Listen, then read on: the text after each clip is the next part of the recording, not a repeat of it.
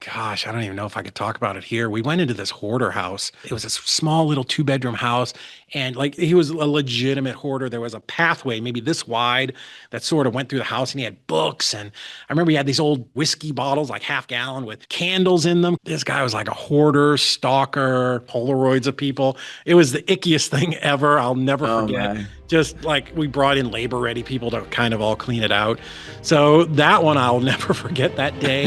But then there's great days too. Hello, everyone, and welcome back to our channel.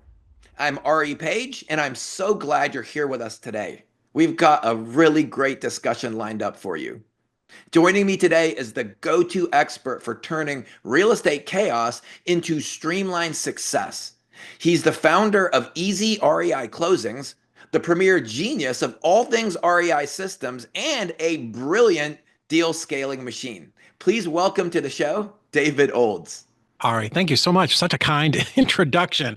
Thank you. Super excited to be here. I think we're going to have a lot of fun today. David, it's so good to have you on the podcast today. I'm excited. I know we're going to get a lot of great info out there for our viewers, and Fund&Grow is excited to have you on here today. So let's start at the beginning. And I Yeah. was curious, how did you accidentally buying a foreclosure Yeah. become the launch pad for your entire real estate investing career? You don't hear that Mm, often. Man, I'll tell you, it was a long and windy road. Yeah, actually, my wife and I, we bought our first property. We had just gotten married and found a realtor and did things the normal way, right? Like that everybody just expects who's not in real estate as a profession, how we got started. We found this house, we bought it, and as I came out of the closing, I said to my agent, "Hey, like where was the other person? I like that was weird. I just thought there were going to be like two people sitting on opposite sides of the desk and it would be a whole thing." And she's like, "No, dummy, that was a foreclosure." I'm like, "Oh, is that why it said Wells Fargo as the seller?" And this was in 2002, right? So like nobody knew, like foreclosures wasn't really a thing. But turns out it was, and there were some out there. So that was our first one.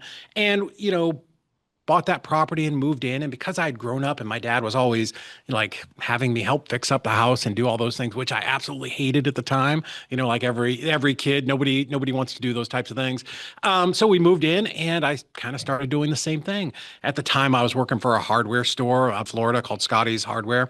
So I'm like, okay, well, this is what I grew up doing. This is what I do now. Let me fix the cabinets. Let me put laminate floors in. Let me replace a sliding glass door with a French door. Let's do all these things. And then, 2 years later, I needed to move a little closer to my new job. And we sold the house, same realtor, going into the title company again. And she says, "Hey, you don't have to pay taxes on this because you owned it for 2 years." And I'm like, "What?" And she says, "Yeah, dummy, you owned it for 2 years. It's homesteaded. It's tax-free money."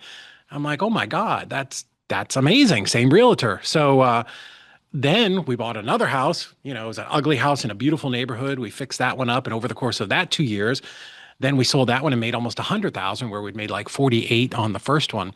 So that was sort of what spurred this. I'm like, "Oh my gosh, this is like a really great side hustle where, me and my wife have full-time jobs and we're working, and, fixing up these houses was, where we got started, just doing it nights and weekends." So from there, just got involved and found a local real estate group. And because this is, the mid 2000s, that's before YouTube and Google and Instagram and Snapadoodle and all the things. So the way that you learned was by showing up at a REIA group. And yeah, that's kind of how it started. Just started going to a bunch of classes and weekend boot camps and all of that type of stuff. So I imagine that the profit you made off that, the unexpected profit, what was that? It Yeah. was around 50,000 or something, if I remember Yeah, right. I mean, we knew we were going to make money, but it was the tax-free portion was really Oh, that's amazing. the beautiful part. Yeah, yeah, that was really cool. And then I'm like, well, we should do that again, and then we should do it again. So I guess now they have a fancy term for it, calling it house hacking. But back then it was just, we thought we'd discovered lightning or fire in a bottle or whatever. It was pretty cool. So going back many years, back to Hmm. the 2008 crash, Hmm. you had moved to Chattanooga. Was Yeah, that yeah. because of the crash? Because did you change where you were investing? Yeah, yeah. I know you're in Florida, right? Like how long have you been Yeah. there in Florida? I've been in Florida now for 18 years. Oh, okay. So you were Yeah. there in '09, right? That Yeah. math? Okay. Well, it was the end of the world. I worked for a Yeah. building supply company, ProBuild, 84 Lumber.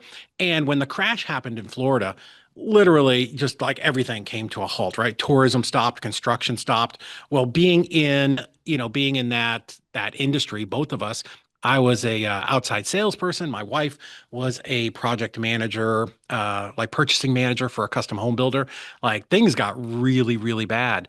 And even before that, I was starting to think, geez, I want to buy some rental properties. So where can I buy some properties that are more affordable than Central Florida? Because prices were growing pretty quick there, right? And And five, they've six, shot seven, up. eight. Yeah. Yeah. So kind of that was the thinking even before the crash started to happen. So we were looking at other markets like, Louisville, Chattanooga, Birmingham, Huntsville. Like I was looking at other markets that were within a drive. And then, the crash happened. My wife lost her job. Mine, like commissions in a sales job for building materials, literally almost stopped.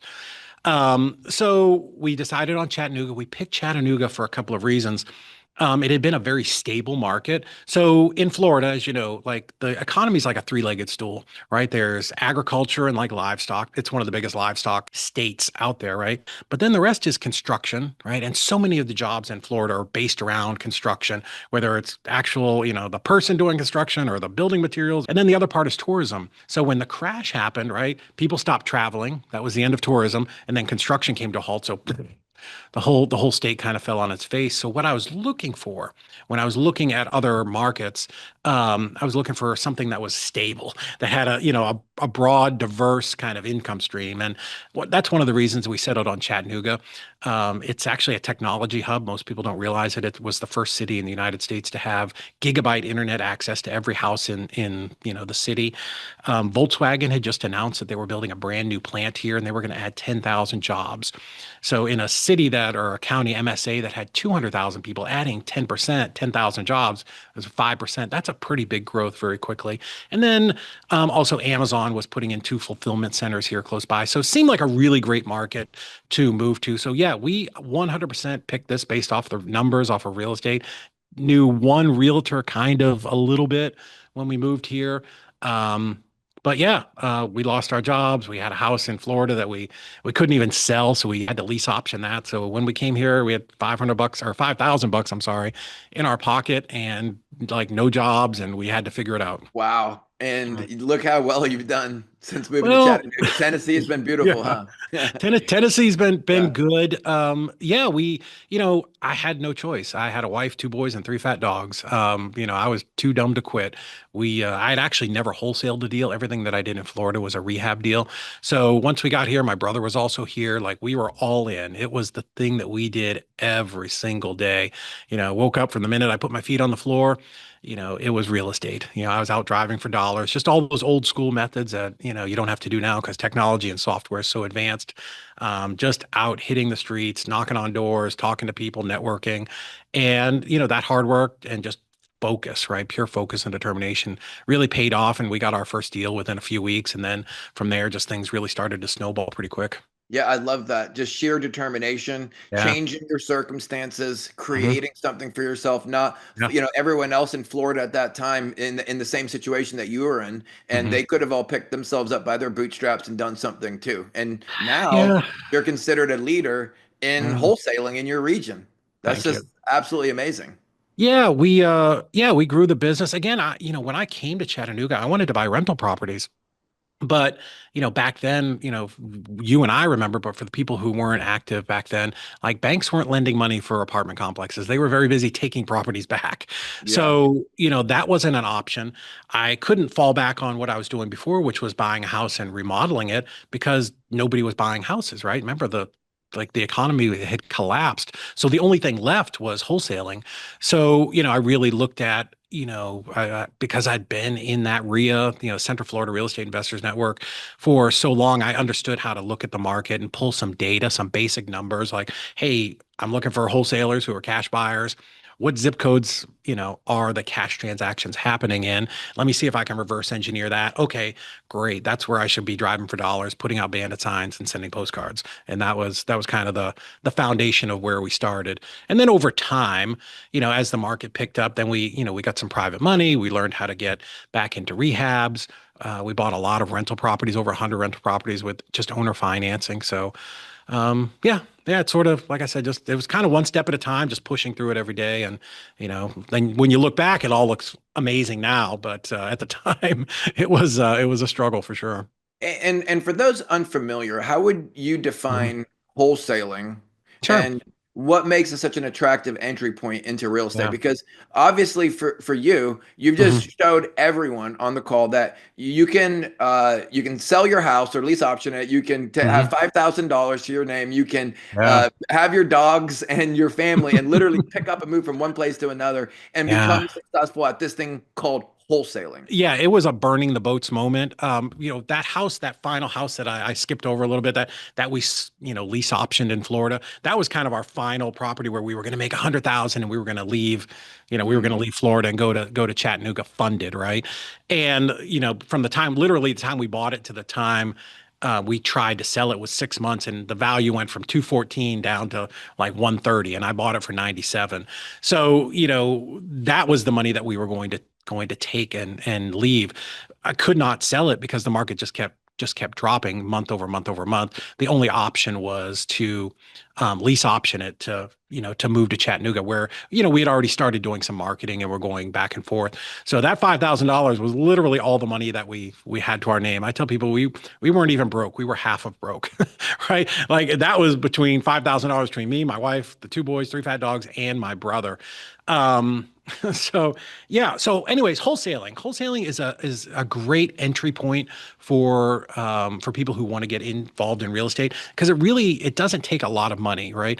You can do everything in this business. You could do it's either time or money, right? If I have money, chances are I don't have a lot of time to dedicate, so I can throw that money at marketing or hiring people or doing that type of stuff. But if you don't have any money, chances are you have a lot of time on your hands. And that was the case for us.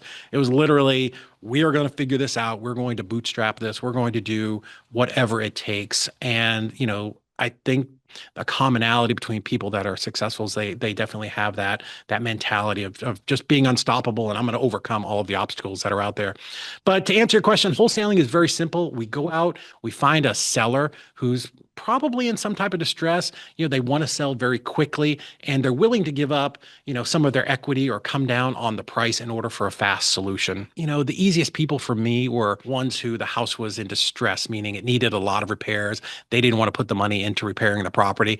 So we were able to come in and offer them a solution, right? They don't have to lose sleep over this house anymore that, maybe tenants have destroyed, or the city's giving them a hard time about, or it has a tree on the roof, or whatever the case is.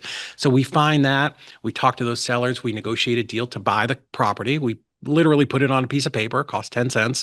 And then now we have that contract, and we're going to go out and we're going to find a cash buyer who's willing to pay more for that property than we have it under contract. And where we get paid in wholesaling is off of that spread. So if I contracted it for 50,000, but I have somebody who will pay me 62,000 for it, fantastic. I take those contracts to a title company and I make the difference there, that $12,000. I love it. Hmm. So, as you've been personally doing this, and Yeah, obviously you've shown how well it works for yourself, and everyone I'm sure is on the call somewhat heard of wholesaling to some sure. capacity. But what systems and strategies helped you scale your Hmm. wholesaling business? Yeah. Because everyone's heard of you at this point. So obviously you're Thank you. doing some big things. Tell us about that. Yeah, I'll tell you, it's funny that like the signs behind me, we put up, these are actual signs from 10 years ago when we were doing this, putting out signs to generate leads. Yeah, scaling is it's important. If you want to grow beyond something like this, like wholesaling just being a little bit of a hobby. I figured out every way to do it wrong. So there weren't a lot of coaches, kind of back when we were starting it. Some of those systems for us was just, first off, I didn't ever want to give up any control of my company. I was like, I'm the smartest, I'm the best. Nobody can work as hard as me. Nobody will care as hard as me. And, that took me a couple of years to get over. I was just working myself to the bone. I would work a 14, 16-hour day, 6 days a week, and, you know, do 8 hours on Sunday because it was a half of a day. But eventually I finally realized that, oh, I can bring in other people who, can take some of this off my plate. And, that one part of the business where I can, have somebody else, I can train somebody else to do it. Well, now I can take my talents and the things that I like to do and focus on that part of the business to grow it. So where that, kind of what that looked like for us initially was I wanted help, talking to buyers.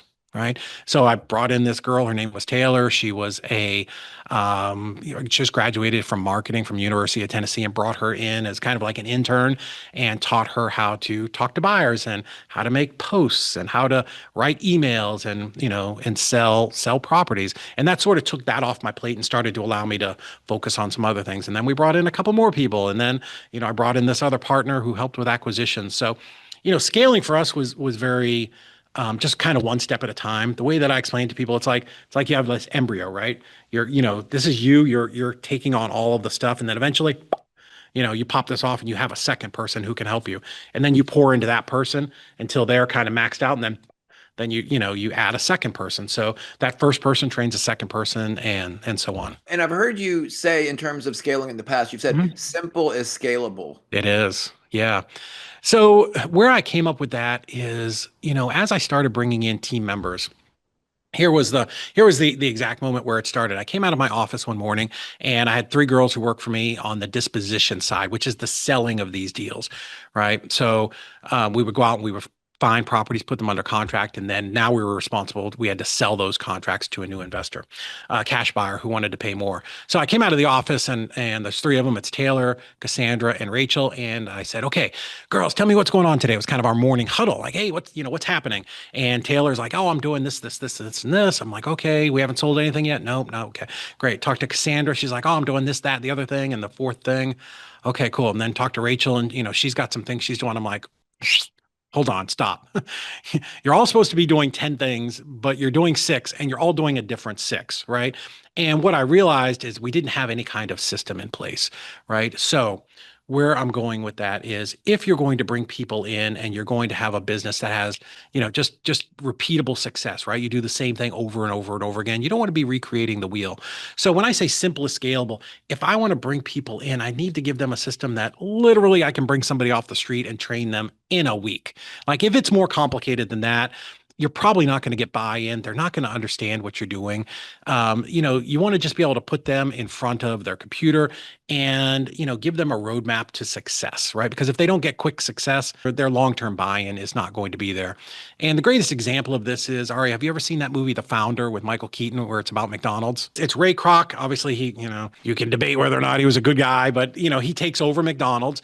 And there's a scene where I think they're in a gymnasium and they literally tape out the floor plan of a McDonald's kitchen. And they go in there and they are, moving the fryer and all the things around so that it's the least number of steps, right? Think about McDonald's, a multi-billion dollar company that's run by 16-year-olds because they have a simple but scalable system, right? So that's what I try to think about when I'm bringing in people. I don't try to overcomplicate things. Like, as the founder or the CEO, we can all do a lot of calculations in our head, right? We're, okay, I'm talking to this lead and it's going to be an owner finance deal, but if that doesn't work, I'm going to pivot to subject to or novation or, we have all of these things in our head, but once you bring in somebody else into your business, like it's near impossible to transfer all of that on day one or week one or even year one. So I need to bring them in and give them a system that, oh, hey, I'm going to talk to the person. This is what I'm going to do. Then I'm going to do this. And then I'm going to do this. And then I'm going to do this. Right. So I try not to overcomplicate anything that we're doing for our people. In fact, Elon Musk does this all the time. Like he looks at his systems and says, okay, I want to cut out more than I add. I want to make this as simple as possible for our team. So, Exactly. David, let's talk about easy REI closings. And Yeah. for you, what was the aha moment where you realized that the wholesaling process Mhm. in the industry was kind of broken? And you're like, Yeah. listen, this is what I need to fix. This is what we're Mhm. creating here. Yeah, so great question, Ari. It came from, as we grew our wholesaling company and I brought in some partners and people came and people left, we expanded out. We were in almost 100 markets at one point, like all over the country. And subconsciously, I knew that there was a problem going into these markets. I'm like, okay, we're going to be in Buffalo, New York. Like, how am I going to close this deal? I don't have a title company up there. But, as we were bouncing in and out of markets all over the country, this was an obstacle. And every time we had a new deal, because we did over 1,647 deals, like it was always calling up a new title company and trying to figure out, can they do our deal? And title companies, every single one of them is like, yeah, just send your deal over. We got you. And we were finding over and over again, these deals would get to almost closing and the underwriter would kick it out because they didn't like something about the deal or they didn't like this. The second part of that is I started coaching people on the second part of our business, which is dispositions. And in that, it's teaching people how to sell their deal. One of the parts is getting it closed. And I realized that most of the coaches and the gurus and the influencers, it's very front end loaded, right? Oh, we're going to teach you how to do marketing. We're going to teach you how, talk to sellers and acquire the property, but very, very little education or training on the backside. The third part of that is we were doing a lot of deals with other investors, joint ventures where they would bring us a contract and we would sell it and handle the closing process because we had a full team on hand. And what I kept hearing over and over again from these people is, hey, we love working with you because you sell the deal quick. I'm like, thank you. Our team's really good. But also, you handle all the title stuff and we don't have to deal with the title company. So it's kind of those three things that sort of came together. And I sat with my partner, Heather, and I'm like, you know what? She was hired to be our transactions coordinator. She ran that part of our company. And I said, you know what?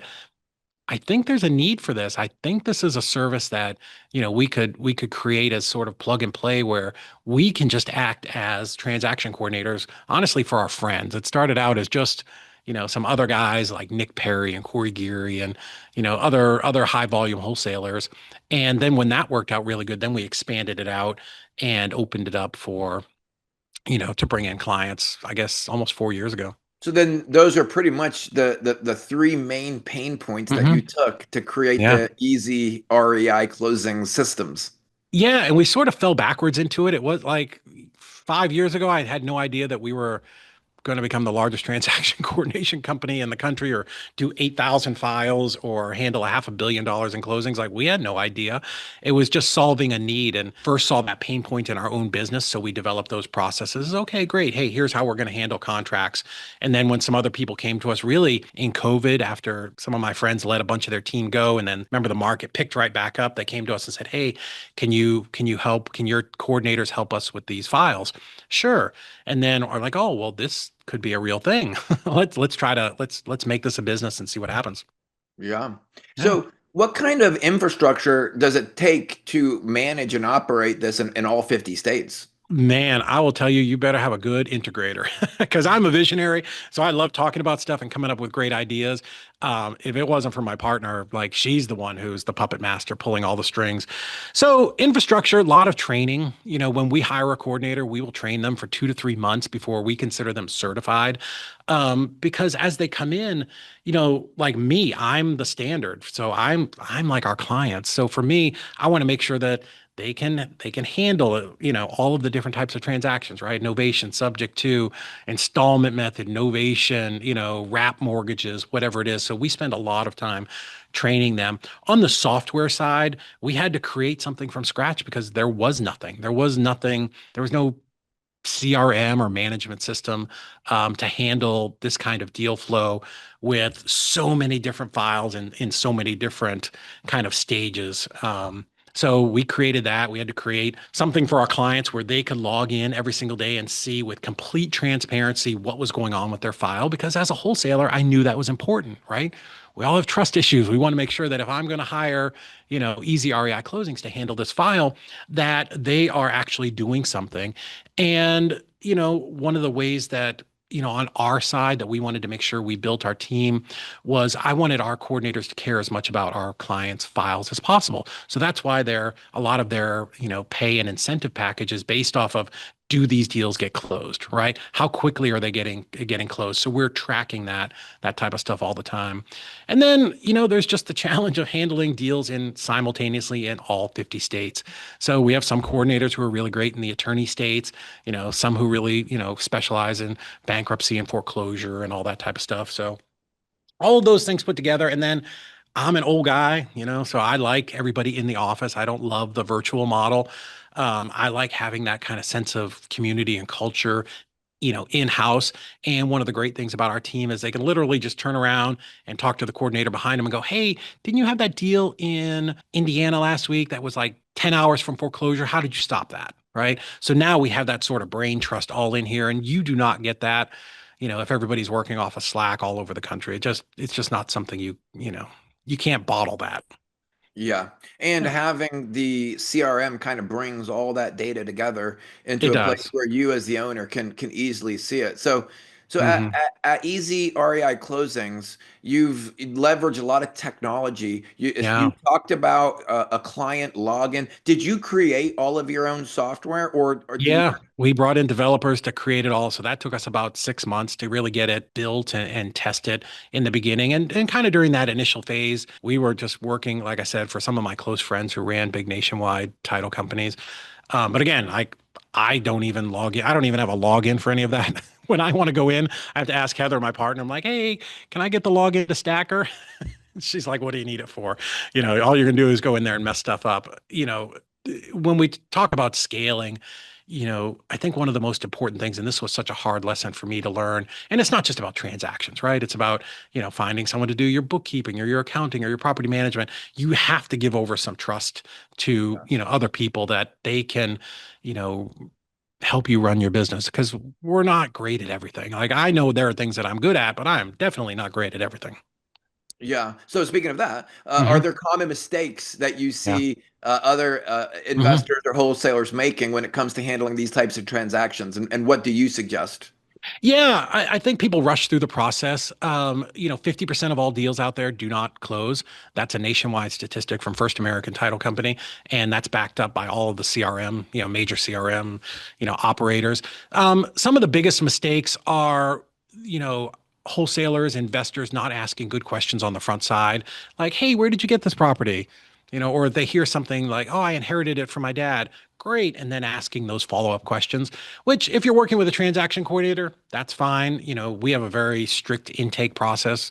We have like a 65, question intake form where we will pull all of that out of your sellers. But so often I see people coming to us and, they don't really understand the transaction. They don't understand, hey, can I get this closed in 3 days or is it going to take 5 months? The other mistake that I see from wholesalers very frequently is, as investors, we go out and at the very beginning, remember I talked about, we're looking for people who are in some kind of pain or distress, right? So there are indicators, right? We can search for these things. The data's out there for, bankruptcy, foreclosure, probate, bad tenant, job transfer, absentee owner, all of those things.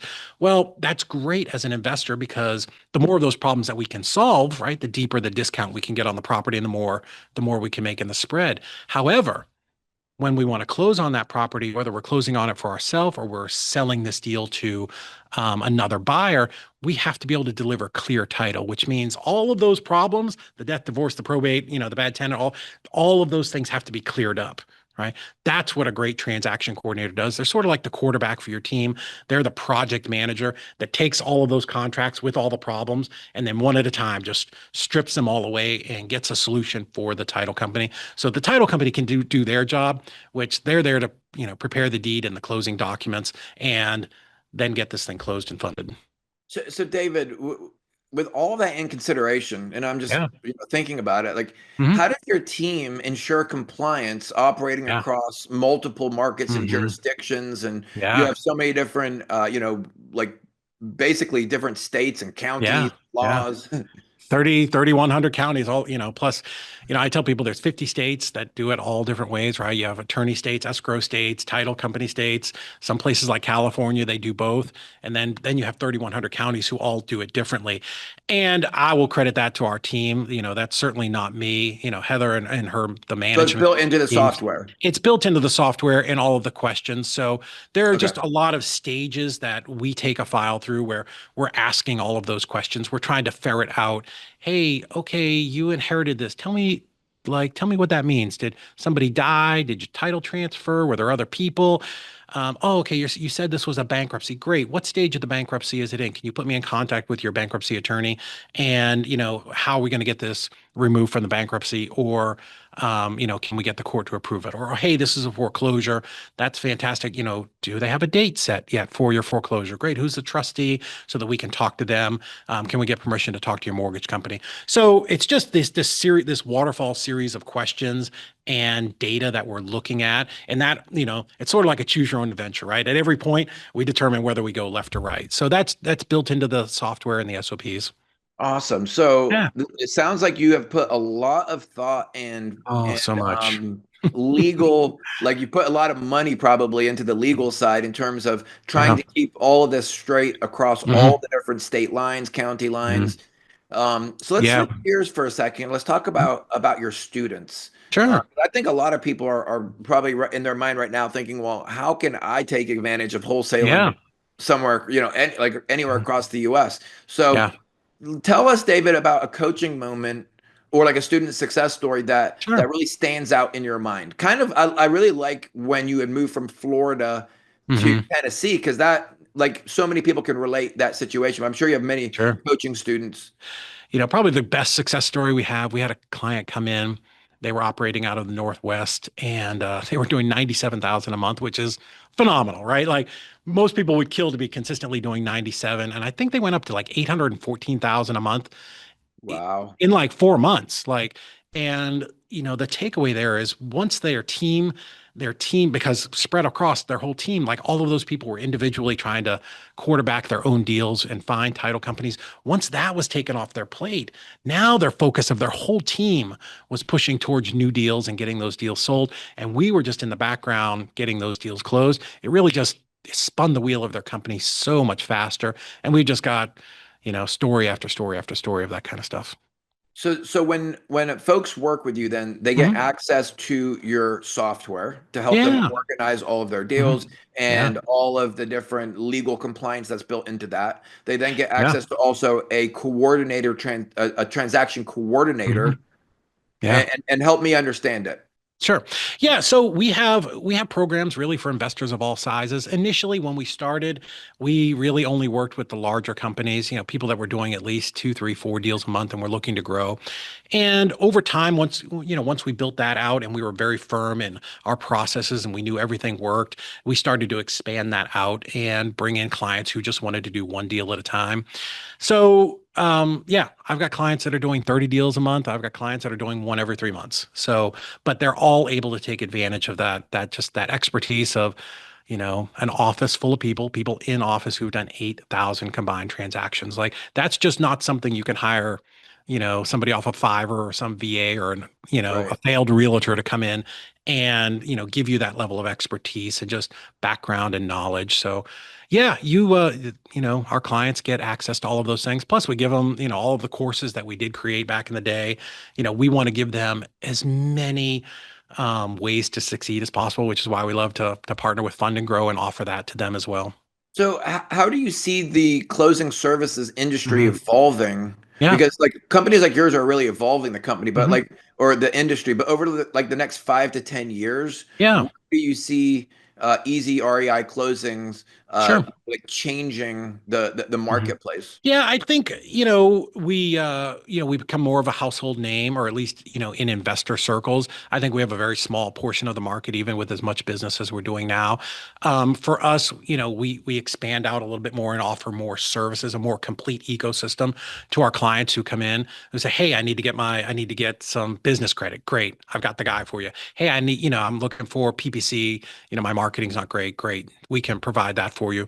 But ultimately, we grow our business, we add in and bring in more coordinators. There's definitely a technology aspect there where we can add in, automations and eventually AI on the backside that can just help us do more, and just be even more efficient for our clients. I don't think AI will ever replace transaction coordinators because there's just so much hand holding that goes on when we're talking to these sellers. And honestly, we feel like a therapist a lot of times talking to some of these sellers. So yeah, there's that. And then eventually, we'll expand out and we'll do some work with, realtors. Right now we strictly work with investors, because that's such a complicated sort of squirrel's nest of a file. There are so many issues with it where retail transactions are going to be much simpler. But yeah, lots of growth for us. And, ultimately our goals, we would love to be involved in every single, real estate transaction that happens in the country. We've added in our own title company. That takes time to grow. You can't grow that nearly as fast as a transactions company because every single state you go into, you have to become licensed in that state. And They've all got different rules and regulations. So that's something that we're growing alongside. And the reason that we want to have a title company is so that instead of our coordinators having to go out and find, one of our 800 partner title companies across the country, we can start to handle those right in-house. So it's not sending a text or an email to Sally at XYZ title company. Now it's literally they walk down the hall, knock on the closing coordinators or title coordinator's door and go, "Hey, what's going on with Ari's deal?" "Oh, great, cool. Let me go handle that." So everything for us is just compressing time. How do we get our clients paid faster? Everything we do is geared towards that. That is our kind of North Star. So, David, let's switch gears for a moment and find out Sure. more about this amazing brain that has created Easy REI Closings. That's Yeah. turned you guys into the largest transaction company in the nation, and that's Hmm. scaled so amazingly fast. So, I think Yeah. everyone that's watching this video wants to know from you, David, what is one book or habit Oh, or yeah. even tool like an app or something Hmm. that's Yeah. changed your business? Yeah, without a doubt, Buy Back Your Time by Dan Martell. Absolutely amazing. Read it again about a year and a half ago. And, he really talks about this whole idea of scaling and making sure that you as the founder, as the CEO of your business, your focus is on one, the talents, the things that you're amazing at, right? The things that really lift you up and kind of jazz you up and make you want to jump out of bed. For most people, that's probably not bookkeeping, right? It's probably not Yeah. going over to your rental and doing paint. It's probably not gassing up the lawnmower, throwing it in the pickup truck and going over and doing landscaping at your rental properties, right? Those jobs you can farm out to somebody, for a far cheaper price. And then your talents are spent growing your business. So I think that relates to us as we're that person for a lot of our clients, right? We handle all of the back end kind of administrative work, which while important, cutting your grass at a property, very important, but probably not the thing I should be doing, right? It's not the thing that, gets me out of bed in the morning. It's not the thing that excites me. And I'm not probably not the best at it. Same with transactions, right? So that's how we relate, to our customers. But in my own business, right? How do I look at those things and go, "Hey, what can I do in my business to use the talents, the things that I'm good at, right? What can I be better at?" It's probably not, um, you know, being the person I like being a good coordinator. I'm not a great coordinator.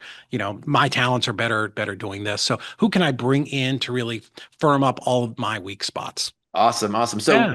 tell us, David, what is on the fun side, Yeah. one Mhm. deal that you'll never forget and Mm, why? It's got to be a man. fun one. Well, yeah. I mean, gosh, I don't even know if I could talk about it here. We went into this hoarder house, and this guy it was a small little two-bedroom house, and like he was a legitimate hoarder. There was a pathway, maybe this wide, that sort of went through the house, and he had books. And I remember he had these old uh, Jim Dickel, George Dickel, whatever, whiskey bottles, like half gallon with candles in them because the power was out and he was using that to light the house. And anyways, I went into the bedroom and this guy was like a hoarder, stalker, crazy. Like when you started looking around, like all kinds of weird sex stuff in there and Polaroids of people. It was the ickiest thing ever. I'll never Oh forget. my. Just like we brought in labor ready people to kind of all clean it out. So that one I'll never forget that day. But then there's great days too where you're talking to a seller, and I remember this one lady. I met her in front of the house, and I thought we were going to go in to look at it, and she literally rolled down her window, handed me out the key, and I'm like, "Oh, Susie, whatever. Do you want to go in and show me around?" She's like, "Nope, my parents died in that house, and I'm not going in. If you could just go in by Mm. yourself and take care of it, that'd be great." I'm like, "Okay." So that's, we've talked about a lot of things, but that's really what we're here to do as investors. All right. We're here to help people. We're here to solve problems. And being able to do that so many times, really, really just makes you feel good, right?